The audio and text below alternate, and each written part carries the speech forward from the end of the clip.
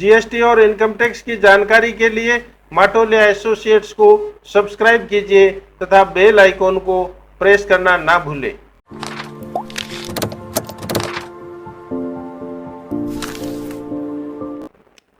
नमस्कार, माटोलिया एसोसिएट्स के income tax video series में आपका स्वागत है।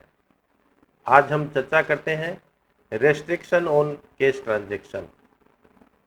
सरकार ने ब्लैक मनी को रोकने के लिए इनकम टैक्स की अलग अलग धाराओं में कैश ट्रांजैक्शन के ऊपर रेस्ट्रिक्शंस हैं।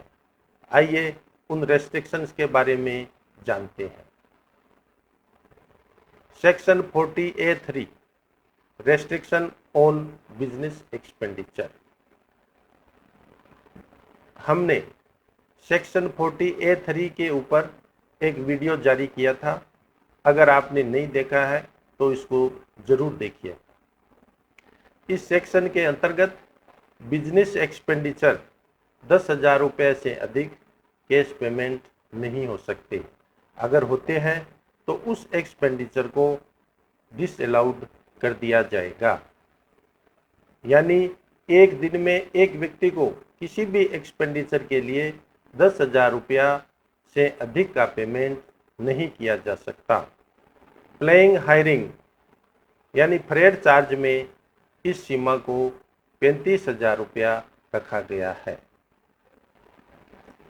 Section 269ST। हमने सेक्शन 269ST के ऊपर भी एक वीडियो जारी किया है। अगर आपने नहीं देखा है तो उसे जरूर से देखिएगा। उसमें इस सेक्शन के रेस्ट्रिक्शन को विस्तार से बताया गया है। इस सेक्शन के अंतर्गत कैश रिसिप्ट के ऊपर रेस्ट्रिक्शंस हैं। यानी एक दिन में एक व्यक्ति से 2 लाख रुपया या उससे अधिक कैश रिसिप्ट नहीं किया जा सकता। एक सिंगल ट्रांजैक्शन के एवज में भी 2 लाख रुपया या उससे अधिक कैश रिसिप्ट नहीं किया जा सकता। किसी ओकेजन या इवेंट से संबंधित 2 लाख रुपया या उससे अधिक कैश रिसिप्ट नहीं किया जा सकता।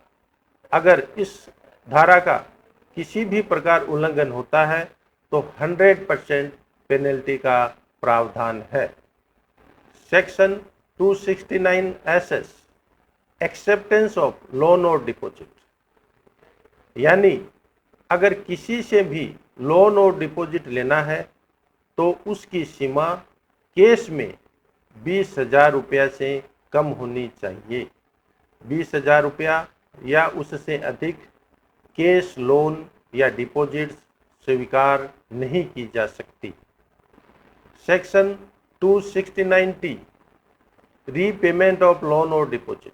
अगर किसी भी व्यक्ति से लोन और डिपॉजिट स्वीकार किया हुआ है तथा उसके ऊपर इंटरेस्ट जोड़ने के बाद अगर वो 20,000 या उससे अधिक हो जाता है तो उसका रीपेमेंट बैंकिंग मोड से ही करना होगा, कैश के द्वारा नहीं किया जा सकता। Section 32 purchase of capital assets. अगर कैपिटल एसेट्स भी परचेज करनी है और उसकी कीमत 10,000 रुपये से अधिक होती है तो उसका पेमेंट बैंकिंग मोड से ही करना होगा। अगर उसका पेमेंट कैश में किया जाता है तो उस कैपिटल एसेट्स के ऊपर डेप्रिसिएशन अलाउड नहीं होगा। Section 35AD capital expenditure.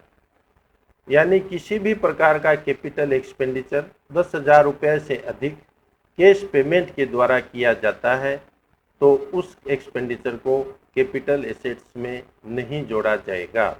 इसीलिए अगर कोई कैपिटल एक्सपेंडिचर भी 10,000 रुपये से अधिक का होता है तो उसको बैंकिंग मोड से पेमेंट करना है। Section 80D medical insurance. अगर मेडिकल इंश्योरेंस का प्रीमियम कैश में किया जाता है तो उसको सेक्शन 80D के अंतर्गत डिडक्शन नहीं मिलेगा। इसीलिए मेडिकल इंश्योरेंस का पेमेंट कैश में नहीं करना है, उसको बैंकिंग मोड के द्वारा ही करना है, ताकि उसका डिडक्शन सेक्शन 80D के अंतर्गत लिया जा सके। Section 13A donation received by political party. कोई भी पॉलिटिकल पार्टी 2000 रुपये से अधिक कैश डोनेशन रिसीव नहीं कर सकती। यानी 2000 रुपये से अधिक अगर किसी भी व्यक्ति से डोनेशन लेना है तो उसको बैंकिंग मोड के द्वारा ही लेना होगा। Section 80G donation claim. अगर 2000 रुपये से अधिक का डोनेशन केस में किया गया है तो उसको सेक्शन 80G के अंतर्गत डिडक्शन नहीं मिलेगा।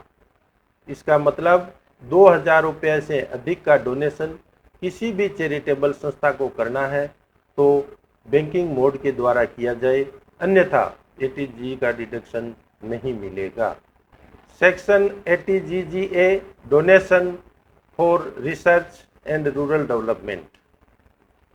अगर रूरल डेवलपमेंट या रिसर्च में डोनेशन करना है तो इसकी सीमा 10,000 रुपया तक रखी गई है। अगर 10,000 रुपये से अधिक का डोनेशन किया जाता है तो उसको बैंकिंग मोड के द्वारा करना होगा, अन्यथा इसका डिडक्शन सेक्शन 80GG के अंतर्गत नहीं मिलेगा। Section 80GGB donation by companies to political party. यानी कंपनीज को सेक्शन 80GGB का डिडक्शन तभी मिलेगा जब किसी भी पॉलिटिकल पार्टी को डोनेशन बैंकिंग मोड के द्वारा किया जाता है। अगर वो किसी भी तरह का डोनेशन कैश में करते हैं तो उनको इसका डिडक्शन नहीं मिलेगा। सेक्शन 80GGC इंडिविजुअल और अदर्स के लिए पॉलिटिकल पार्टी को डोनेशन अगर करना है तो बैंकिंग मोड के द्वारा ही करना होगा। कैश डोनेशन पर किसी भी प्रकार का डिडक्शन नहीं मिलेगा। इस प्रकार आज हमने देखा कि इनकम टैक्स की अलग अलग धाराओं में कैश ट्रांजैक्शन को किस प्रकार रेस्ट्रिक्ट किया है। आप अपने ट्रांजैक्शंस को करते वक्त ज़रूर इन सेक्शंस का ध्यान रखें कि कौन सा पेमेंट अगर कैश में किया जाता है तो वो डिसअलाउड हो सकता है या उसके ऊपर किसी भी प्रकार की पेनल्टीज लगाई जा सकती है। हमारे चैनल को सब्सक्राइब कीजिए, लाइक कीजिए तथा शेयर कीजिए। धन्यवाद।